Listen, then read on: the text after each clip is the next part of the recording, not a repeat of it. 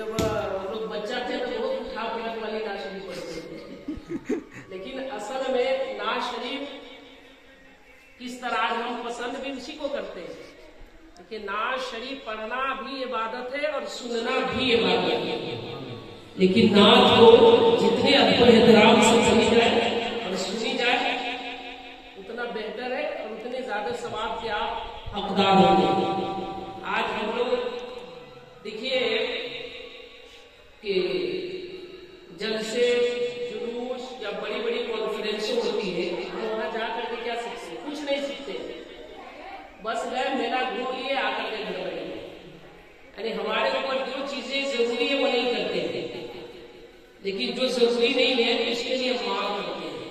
खसी अगर मन्नत मान दिए कि बाबा के मजार पे लेके आएंगे तो आएंगे चाहे पैसे से, चादर मान दिए तो लेके आएंगे, लेकिन चादर मजार पे एक ही है, यानी एक ही चादर चढ़ाता है, एक से जायद नहीं। आप वहाँ चादर रखे आते हो, चादर क्या होती है? मुजाहिर लोग उठाते हैं उसको फिर बेच देते, ये ना होता है। तो हम उसकी जगह जरूरतमंद को की जरूरत अगर पूरी करें तो ज्यादा बेहतर है।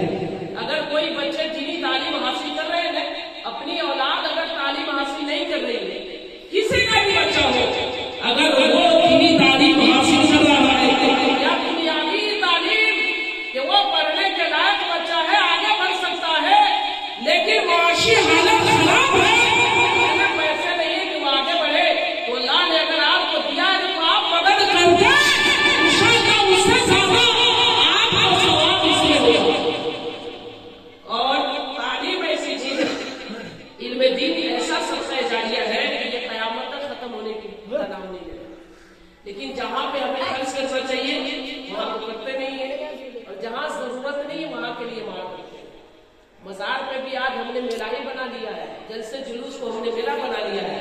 10 मिनट की तकरीर होती है इमाम साहब की मस्जिद में, असल तकरीर वही होती है, इंसान उसी तकरीर को समझता है, उसके अलावा कोई भी बता दे कि हमने समझा है, चाहे वो जितनी बड़ी कॉन्फ्रेंस हो या जितने बड़े जलसे हो, वो समझता है बस हाँ, मतलब उठा पलट कर लिया सुन कर चले आएगा, मजा आ गया, क्या सुने तो कुछ पता नहीं।